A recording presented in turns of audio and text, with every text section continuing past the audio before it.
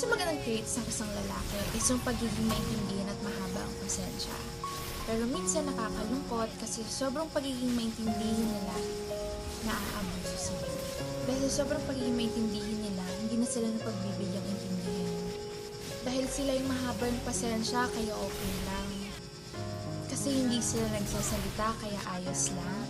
Kaya pag dumating sa puntong sagad na sila, ang labas sa publiko, sila yung masama. At kung mapuno man sila, isang beses lang sila magsasalita, pero talagang masakit. Oo, hindi maganda sa isang lalaki na magpagsalita ng hindi maganda sa partner nila. Pero kung iisipin mo, gaano ba kahaba yung pasensya na binigay nila? Gaano ba kadami yung sakit na tiniis nila? Gaano na ba katagal yung pagtitiis nila sa sakit na hindi nila kayang ilabas?